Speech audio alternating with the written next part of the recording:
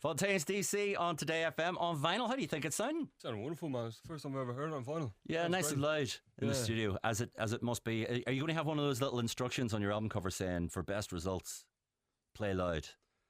I think that's a word of mouth sort of thing to say. You know what I mean? I think we're going to run around all of Dublin and tell people to listen to it on vinyl. Have you got the album yet? Do you want it? It's too late, basically, is what I'm saying. Yeah, we can't make any edits to the way the vinyl looks. No, it's too late to scribble it on the back cover. Yeah. Welcome once again, Fontaines DC here, playing some of their own music, playing some other people's music that they like. And where they started, it's not even a year since the Connolly's show in Lepp. You remember that? You played for us. That was a good night. Actually, we met Sam in at South by Southwest. Oh yeah. Yeah. How is he? He's good. Yeah. How's his moustache? Still very, very twisty. Very impressive moustached man. That. Yeah. No, it has to be said. How was South by Southwest? Yeah, it was brilliant. Yeah, it was good. It was a good week of fun and hard work. Honest. And how many shows did you have to do in a week? We had to do 9. We had 6 days, 9 shows. 9 shows in 6 days. It was fun though, you know. Yeah. I enjoyed every second of it. Got to see some really good bands. You get addicted to that level of adrenaline and that level of sort of intensity, like, you know what I mean. And after it's all over, you kind of go home and it become like it's 6 o'clock all of a sudden, and you're walking around your gaff, clapping your hands and grabbing onto things, like, emphatically, like, look for something to do. You know what I mean?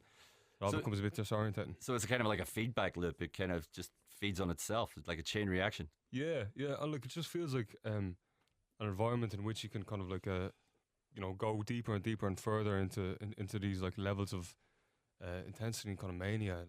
Like it's very interesting after a while, as a sort of social experiment. I'd rather it was done to a hamster than myself. Yeah, but it's still an interesting thing, Was that your first South by Southwest? Yeah. Because I did that 3 years straight. Not as a band now, not as a singer, but with the station, with the show. And I mean, even in that capacity, it's a bit exhausting. It just seems like massive and huge, and there just seems to be so much noise. And it's really exciting for a couple of days, and then after a while, I was kind of starting to get a bit frazzled by it. That didn't happen with you? No, not really. Not until the end. I mean, it was just. I feel like after the last gig, it's when your mind allowed your body to do that, to just kind of like when stop. the bell rings, like, you know what I mean. When the bell rings, the body quits, like, you know what I mean. But before then, it's all go. Well, I know that feeling. Yeah. I do know how that goes. Curly, you said you saw some great bands over there. Who stood out? One of the bands I really wanted to see, who I've seen before, but Black Angels.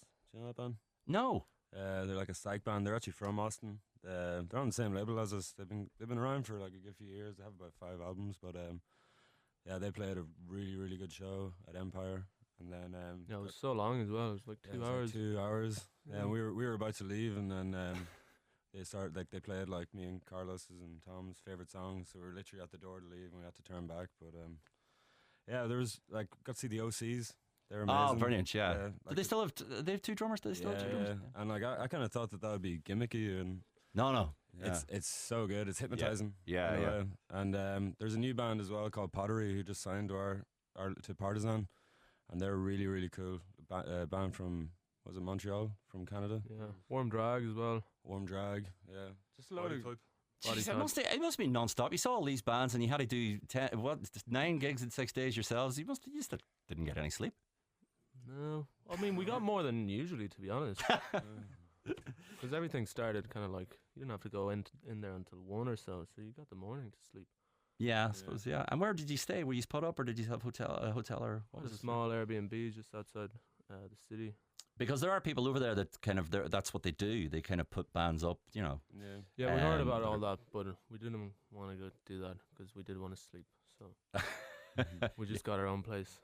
Do you think there might be partying going on in these kind of? I'd say so. Yeah. Oh no. You wouldn't be having any of that. Not at your age. And how were the shows received? I mean, obviously, a lot of people who already know who you are, which is a lot of people now at this stage. But was there much feedback from?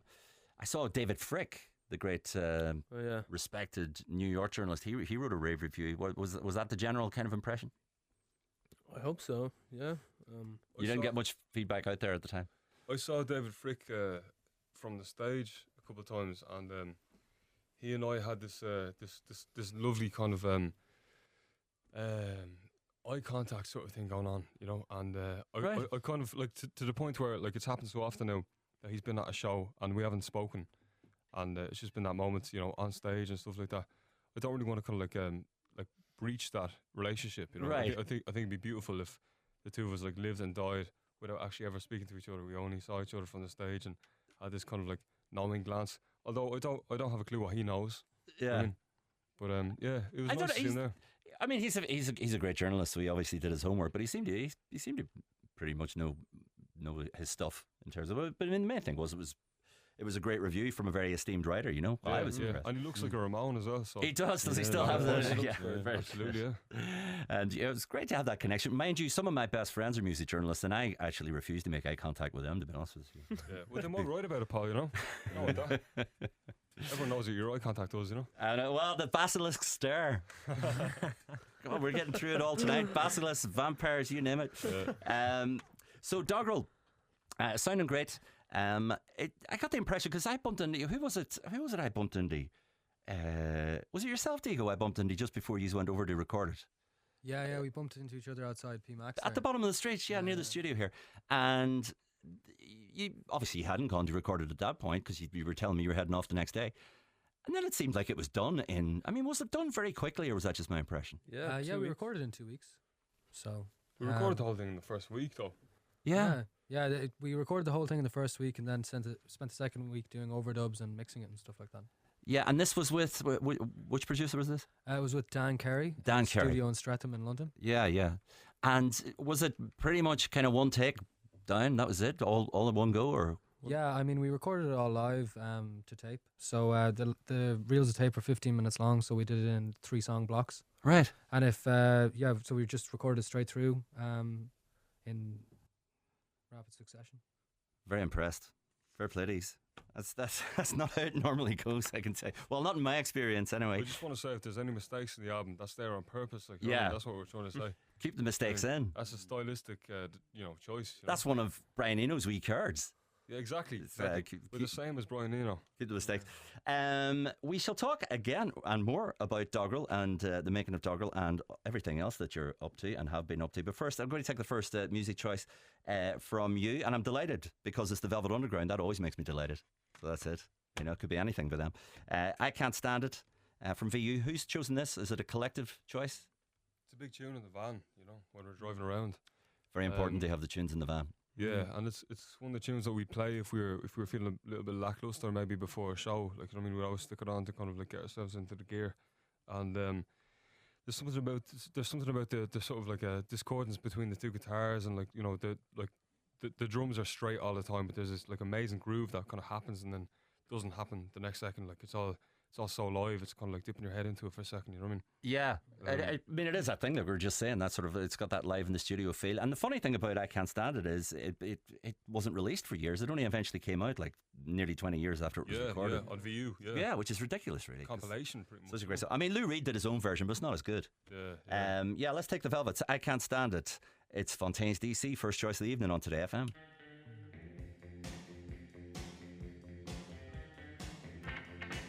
Fontaines D.C. and their first choice of the evening. The Velvets. Is there a band that you can take remotely seriously that don't love the Velvets, I suppose? But are they a big influence on what you guys decided you were going to be? Absolutely, yeah. I mean, it's kind of like the best music to turn to when you're stuck, especially in arrangement. You know, like you're arranging songs. Mm. You can go anywhere, but like you kind of like if you ever just think of Velvet Underground, you're probably gonna get the right idea. Yeah. Yeah, never a better band to dissolve the barrier between high and low art as well. Well, that's very true. I mean, especially in their earlier kind of the earlier phase of their career, I suppose. Yeah, and that whole Warhol. I mean, it's a very evocative, heady kind of thing. I know there's some movie about Nico coming out or whatever, but they always get it so wrong in those movies. Maybe they'll get it right this time around. I don't know. It's always one of those places. You know, you get asked that question: if you had a time machine, where would you go, and when and where would you go? That would be me.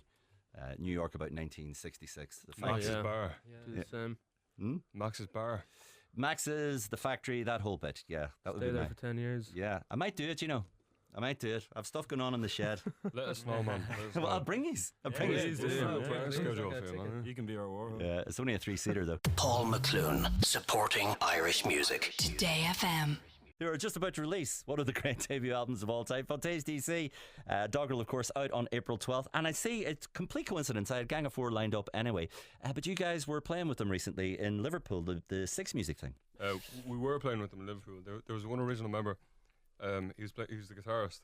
Yeah, Andy Gill, I think. Yeah, and the rest of them were young fellas. And they did a pretty good job, like, you know. Yeah. Pretty good.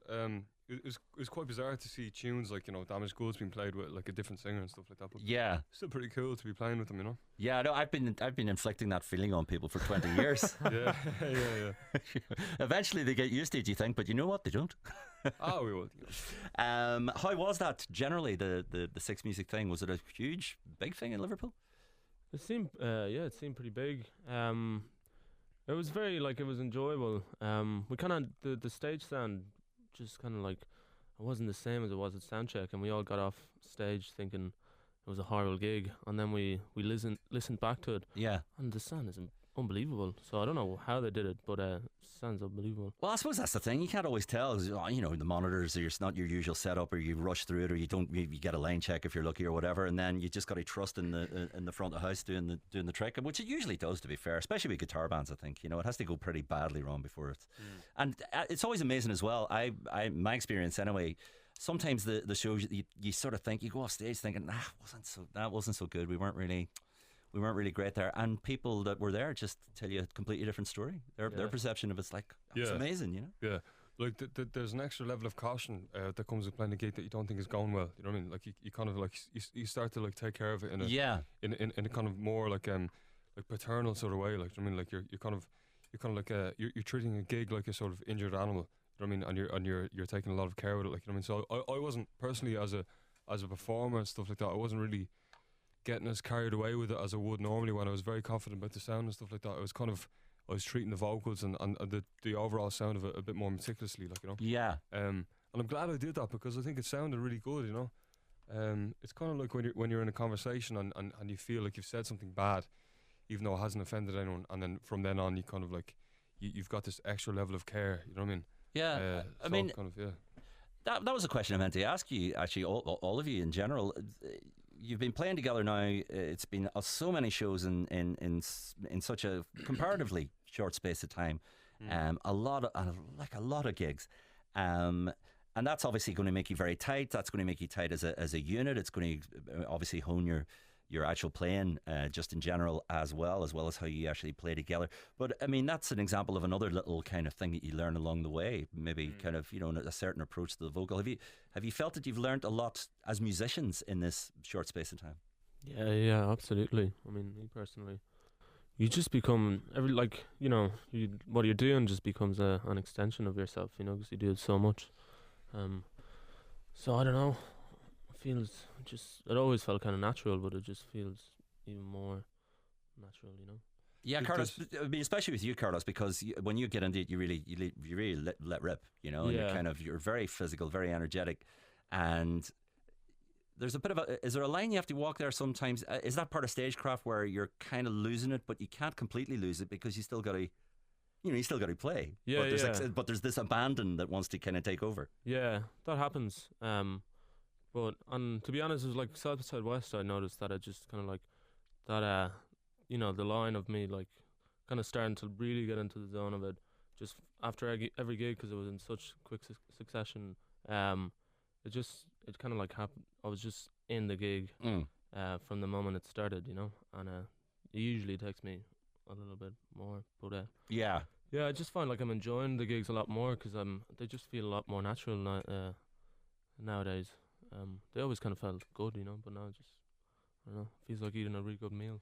Yeah, I mean, I've been saying this in general about the band on air, that the trajectory of things seems to have been going very.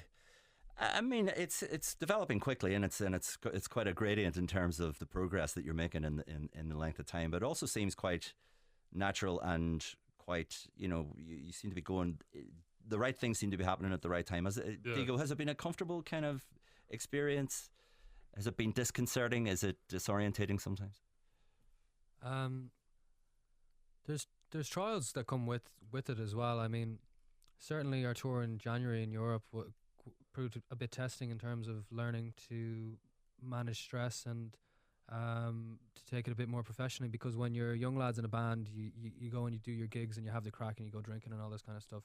It's very difficult to do a press day in Paris in 12 hours when you're all hung over to bits. Yeah. And so it's a transition in our lives between something that was more of a hobby to like a career, which is incredibly inspiring and beautiful thing to happen, but there's also realities that come with that, you know. Yeah, I mean, that's what I'm getting at. It has become this thing that's suddenly the main thing in your life, and it's working, and it's, you know, which is wonderful and brilliant. And you have, you know, bigger shows, bigger crowds. You've got a record deal, all this wonderful stuff that bands, really any band that's remotely serious, that's what they're after. That's what they're dreaming of. But the reality of it must be quite a deal I mean, what age are you? How old are you? 25. Yeah, you know, that's young. Yeah, I mean, it's just great. You know, it's the stuff of dreams. I don't know really what else to say. Yeah. It's like, I mean, it's a lifestyle that, like, it's completely different to anything you're brought up to expect. You know? Like, you're brought up to expect to, you know, in an ideal world, to have like a safe job that you're gonna have for, you know, forever, hopefully, and then you're brought up to expect that you're gonna have a home, a nice home that you like, and that you're gonna live with like a partner or whatever, and it's just the complete opposite to all that, you know. Yeah. Do you know what's interesting as well is like you're sort of like you're forced to sort of grow up in like a sort of accelerated environment. Like, I mean, like you're forced to confront yourself more head on every day via, like, you know, reading interviews with yourself, or like just kind of like being put in the spot all the time, and seeing yourself on camera in a way that doesn't necessarily look like, you know, you as you envisaged yourself when you were 6 years old and you dreamt of being a musician and stuff like that. You know what I mean? So you're kind of like put through this kind of mill of like self-acceptance very, very quickly. I think if you approach it very well, it can be good for your mental health in the long run, you know. But it's just a lot to take on very quickly, you know. Yeah, I mean, that's really my point. I funnily enough, I was having a conversation with someone else who's a performer in a completely different context to anything that we do, and he was asking me, "Do you watch yourself on video?" He actually just said that with no context, and I didn't know exactly what he meant for a second. do you watch yourself? Do you watch yourself back on video? I was going, what do you mean? No, man, I have Netflix. But he was talking about performing, and, you know, because you do, particularly these days, it's you know, it's all on YouTube, and people, you know, they like to send it to you, and they like to share it with you. They go, "I was at the gig such and such a place the other night. It was great. Really enjoyed it." And they send you. They send you this clip of yourself, and sometimes I'm just watching it like through the, you know, through my fingers, because I just find it. I get very uncomfortable having to kind of re-engage with something I've done, and that was it, and then I got to watch it again. Like if you're not exposed to yourself as you really are, on a sort of like on a frequent basis, there's still ample room for you to imagine yourself to be something else. You know what I mean? Yeah. And we're not really able to imagine ourselves to be anything else anymore, because we're confronted with ourselves all the time, from, you know, through video or even you know, this album. You know what I mean? So we're basically being put in a position where we have to accept ourselves as we are, or freak out. You know what I mean? Not to get all chic on it. No, but, you know what I mean? But don't freak out. Whatever you do. Yeah, terrible song. We will play another song. Actually, the man who's Roy's tune, that's Curly, right? Unfortunately, he's got a bit of you know, that personal life thing of his that he's got to get back to this evening. So he's had a head on. Classic songwriter. It's a beautiful song. Actually, do you know what? Let's listen to it. Then we'll have Curly's contribution. Gorgeous Roy's tune, and that is from Doggerel, the debut album by Fontaines D.C. 4 of whom are still with me, and the gentleman who wrote that unfortunately had to go early, so sorry that Curly's not here to talk about the song, but that means you can talk about the song, Diego, instead. Was it important for you, because you're a band, the first couple of singles introduce you as this, you know, very energetic and kind of not necessarily aggressive in a negative connotation of that, but, you know, full on kind of band, and It reminds me of certain other kind of debut records. The one that immediately springs to mind is Suede, and maybe the Smiths as well, to an extent, where they had these kind of early singles that were quite fast and high energy, and then the albums revealed themselves to be much more kind of varied in terms of mood and pace. Was that an important thing? Did they have that light and shade on the record?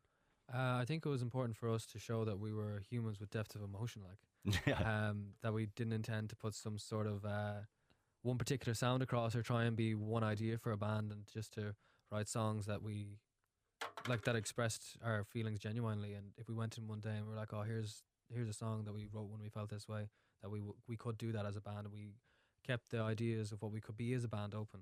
And so we wanted to be straight up front from the get-go, that we intended to not just be one vibe, and that we would just explore what we wanted to explore. And so it was really important for us to make Roy's Tune a single. Yeah. For that reason, that it was completely honest and upfront with people about what we wanted to be. And in a band where you're all kind of contributing songs and you want it to be as natural as possible, is it a challenge then to have a through line where it's all Fontaines D.C, but there's all these different kind of aspects to it?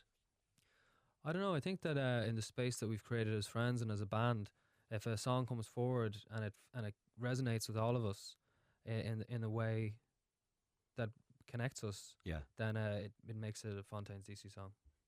And the friendship in the band is very. I mean, it's a big part of what makes the whole thing tick, isn't it? Yeah. I mean, like, it's all it is for us, really. You know what I mean? Like, this is just a friendship that has festered to a point where it's become public. Like, you know what I mean? Yeah. That's all it is. But I mean, that's not the case for all bands, you know. Yeah, I mean I understand people's ambition to make great art, like, you know what I mean. And I think all of us would individually seek that anyway. But we're lucky enough that we're not even focused on kind of like individually pursuing anything that is liberating for the self. We're kind of just 5 mates who've found a space, as Digo said, you know, within the group of ourselves, and we've kind of like created this world where we all exist, and like we've all idealised certain things that people don't have, you know, maybe the kind of like the time or the privilege to think about, because, you know, we've all encouraged each other to think about these things as mates. Yeah. And we've been allowed to expand on these ideas, you know, and we're very, very privileged to be able to do that. You know what I mean? I couldn't ask for better friends than these lads, you know, and I wouldn't have been able to do a single, you know, take a single step if it wasn't for these, you know. Well, it's just, I mean, I think it's just an incredible layer to the whole Fontaines D.C thing that I think is very, very crucial to its success artistically. Not just the success that you're deservedly enjoying, but it's just its success as an entity. I think it's a very important element to what you do. We're coming to another musical choice by another band now. It's an Irish band, and Holding Hands with Jamie, a very celebrated and very praised, and rightly so, at the time, a startlingly original debut album from Girl Band. Is this a band that has been a big influence on all of you, or some of you in particular? Absolutely, yeah. I think all of us, yeah, absolutely. I mean, everything from just the music to seeing an Irish band from Dublin creating unbelievable art and actually getting somewhere with it. That was quite inspiring to see as well. Yeah, because they did kind of, I mean, there are parallels, not to make too direct a comparison, but there's parallels to the story, if you like, of Gurban and what happened with you guys. You know, a couple of independently released singles, and then signing with a very respected big indie outside of Ireland. Was that to any extent a template for what you knew you wanted to do in terms of taking it forward? Yeah, 100%. I mean, like, it's interesting, like, when we go across the seas, you know, like, if we're playing, like, we played in Iceland, and there were people there, or there was people there coming up to us being like, you know, you guys are Irish, do you guys know Girl Band? You know what I mean? And it's funny just to kind of, like, when you take a step back and you realise that Holding Hands with Jamie is genuinely probably one of the most, you know, quietly influential alternative albums of the last, like, decade. Yeah. You know what I mean? And like, everyone, like Idols, Shame, Viagra Boys, all of them across the globe, you know what I mean? they all take massive influence from girl band. And what these people don't understand as well is, although although they're really influenced by it, and they love the album, I think if girl band came from London, it would be one large step for mankind in a sense, because it's so unique and so different and so brave. But coming from Ireland, I think I don't think they realise how massive a step it is and how brave a step it is to take from this particular island to sound like that. Yeah. You know what I mean? When you're in a country that sounds like there's a lot of music that's kind of comfortably kind of like centrist, you know what I mean? And Yeah. like it's very, very, very, very safe, ever since kind of like, the Pogues and U2 in the 90s and stuff like that started fading away. There's a lot of safety in Irish music, and to take a step like girl band took from this island takes extreme courage, Yeah. And in spite of the fact that they don't really maybe understand that in England and in America, they still love them, so I think that speaks volumes for how innovative girl band were, Yeah, I was a little. I'll admit, I was a little blindsided by girl band when they came along. I think I wasn't quite ready for it. Maybe I'd been lulled by that slight conservatism that had kind of crept into music, like you say. I mean, I not that there's anything wrong with that per se. There's good bands and bad bands in any kind of anywhere on the spectrum, I guess. But I just wasn't. I think I didn't receive it properly. I think when it comes to art like that, Paul, like, you not really understanding it is part of the experience. Yeah. I mean, you're supposed to not understand it for a while. Do you know what I mean? They want you to feel like that for a while, so that when it does happen upon you, there's this like past where you haven't understood it and you finally understand it, and because of the past where you haven't understood it, you understanding it feels monumentous. You know what I mean? Well, I actually had to. I that's actually what happened earlier. I was playing. I hadn't listened to it for a while. I liked it fine. I hadn't played it in a while, and it came up on your list, so I went and dug it out. Yeah. And stuck on Paul, the track we're about to hear. Actually, we'll go to a short break first for the premiership, and then we'll hear Paul from the album. But I was saying this to Kate earlier, my producer who's here, and I was looking at the deck going 2015, and that I appreciated it on a certain level, but I didn't fully understand and didn't get my head around it, or whatever way you want to put it. But now, in the context of a lot of stuff that's happened since and a lot of stuff that's very current, it made perfect sense. And I was having a bit of a jaw drop moment when I was playing it here in the studio. It's Yeah, like, I think they put a feeling that was in the air into music that hadn't been put into words yet, and I think that we all, as a society, understand it more now. What they had as artists picked up on before us. Yeah. I think most people just weren't ready for it when it came out, and but like it really does feel like right now everyone is ready for it. Absolutely astonishing stuff. Girl band from Holding Hands with Jamie, and a track called Paul. That's not why I'm playing it. It's just I'm playing it because it's great, and also because it was chosen by Fontaines D.C, who are still with me. More to come from the band, catching up with them, more of their music, more of other people's music that they've chosen as well. Going to go straight to the next choice, though, and actually, I'm not even going to bother introducing it because it's a completely redundant thing to do. Here it is. What can you say about Rainy Night in Soho by the Pogues that hasn't probably been said so many times? What a beautiful, beautiful song, and another choice from Fontaines D.C. Was it one of you in particular that song means a lot to you, or is it again another kind of just something that you've all agreed on over time? It's absolutely like a bond and glue between us. Like, you know what I mean? Yeah. That tune is so integral to our like that band really soundtracks our experience together as mates. Yeah. Because it wasn't something that was necessarily like sort of it's not a very sort of like modern characteristic for people our age to really be into the bands like the Pogues. We all kind of like rediscovered them as mates. Yeah. And we felt like the experience of listening to them was exclusive to us for a short time before we realised how massively globally successful they were. But still, it's a long way back. I mean, the Pogues in their heyday. It is, and we just related to the song and to to that song in particular, but to the band so much, and to their sort of like camaraderie, to the lyrics and the debauchery and the story and there's happiness and sadness intertwined, And of course, the lyricism of Shane MacGowan is something that the comparisons are inevitably going to be drawn with you guys, particularly in you've got a beautiful song that closes the album, which we won't be hearing tonight, but it's a gorgeous song, Dublin City Sky, and that clearly speaks to your affection for the Pogues. Yeah. Look, if someone was to say that, my lyrics weren't as good as Shane MacGowan's, that would still be more flattering than someone saying my lyrics are really good. Like, you know what I mean? If someone said, like, I don't know. Look, it's such an obvious comparison to compare our lyrics to the Pogues, and like, it is very flattering at the same time. Yeah. But the last song on the album is called Dublin City Sky, and it's a homage really to our fundamental influence, which is Shane MacGowan and the Pogues, and that's something that's really close to our heart, and something we didn't want to leave off the album because we didn't want to shy away from that aspect of ourselves, like, it's very emotional.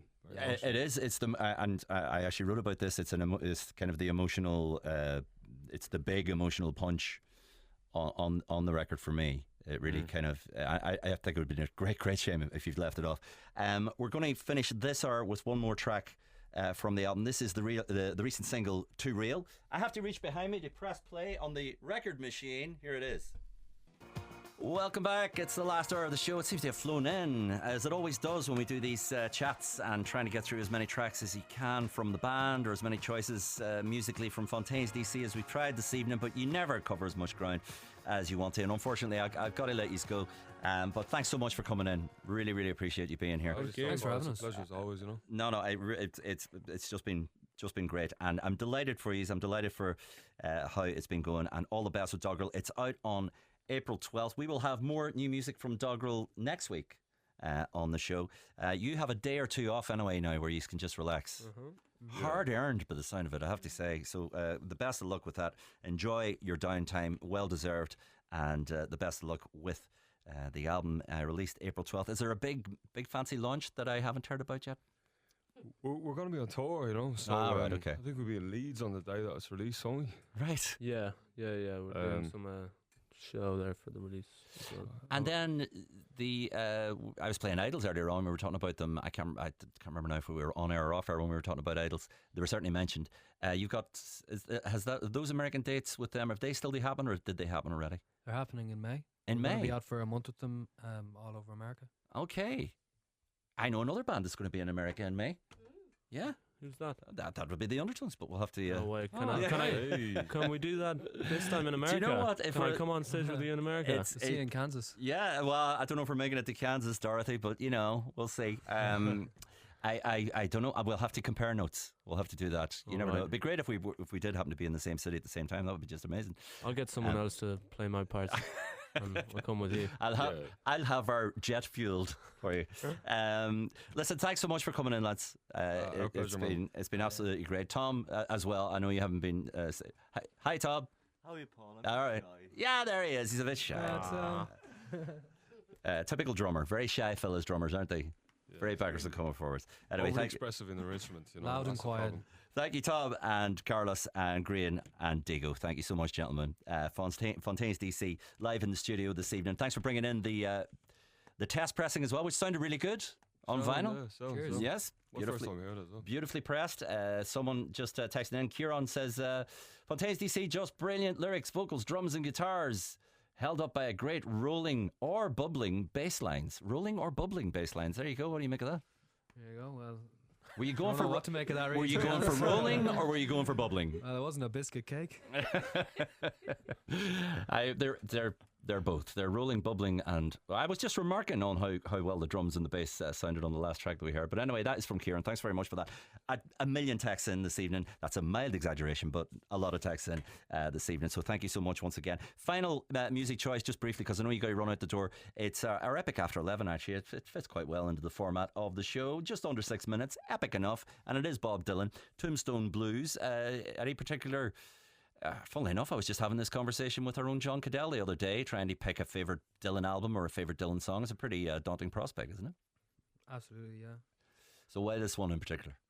Because just after we released Liberty Bell, we went on tour in Spain together, and Carlos's sister's Polo, all packed into a tiny car. And the first time we listened to this as a band was driving on a 6 or 7 hour drive in 30-degree weather, and it was this song that came on, and just really made us appreciate the rock and roll side of Dylan more than ever. And the rock and roll side of a Volkswagen Polo as well, saying those particular. So I hope the aircon was working. It's very important to appreciate that. When you're spending so much time in it, it's very important to see it as a rock and roll thing. You know what I mean? Yeah. Because otherwise, you're just very, very claustrophobic. You know? So yeah. Anyway, I was just gonna say that that there was a moment there where we were traveling through this, and it was like, you know, there were heat waves on the horizon. You know what I mean? It was that kind of weather. Yeah. And I know it. Yeah. This tune came on, and we were all actually, you know, open mouthed, listening to the lyrics for the first time. You know. Okay, well there you go. You've set the scene. You've planted the image in people's minds. And if you haven't spent time cooped up, 5 or 6 of you in a Volkswagen Polo, you're not really in a band, to be honest. Listen, thanks once again. You got to go. It's been absolutely brilliant. Fontaines D.C. Back in Dublin, the 7th and 8th of December in Vicar Street. Also before that, doing All Together Now. If you're heading down to that at the August Bank Holiday weekend, do not miss Fontaines D.C. live on stage back in Ireland. The all important album Doggerel, released on April 12th. Gentlemen, thanks once again.